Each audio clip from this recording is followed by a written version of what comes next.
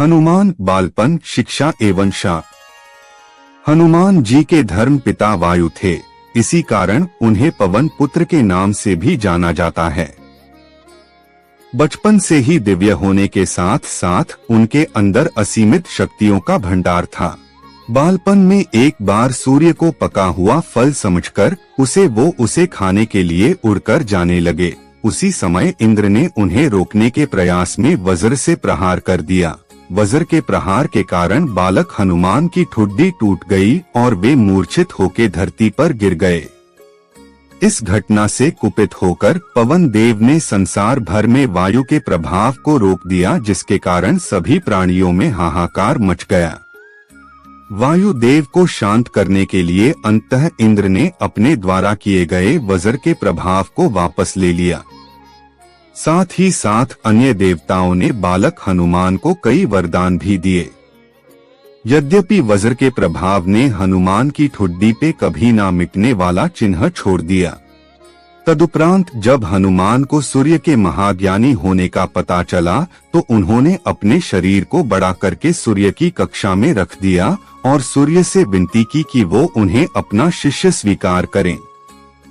मगर सूर्य ने उनका अनुरोध ये कहकर अस्वीकार कर दिया कि चूंकि वो अपने कर्म स्वरूप सदैव अपने रथ पे भ्रमण करते रहते हैं, अतः हनुमान प्रभावपूर्ण तरीके से शिक्षा ग्रहण नहीं कर पाएंगे।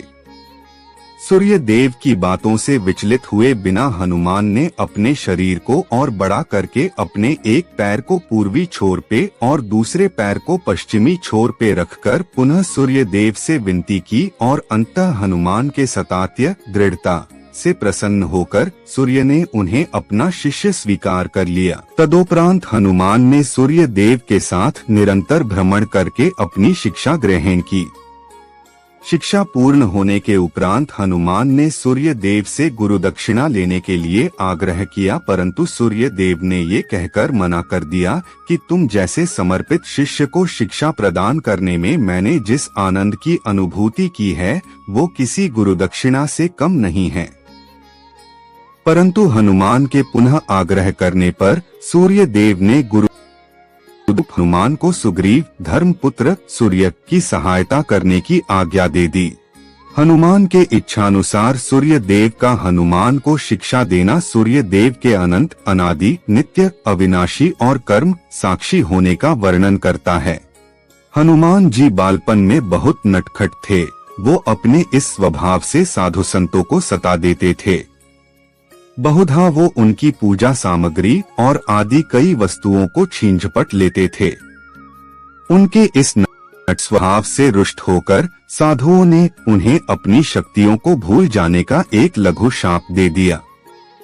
इस शाप के प्रभाव से हनुमान अपनी पौंठ शक्तियों को अस्थायी रूप से सब भूल जाते थे और पुनः किसी अन्य के स्मरण कराने पर ही उन्हें अपनी असीमित शक्तियों का स्मरण होता था।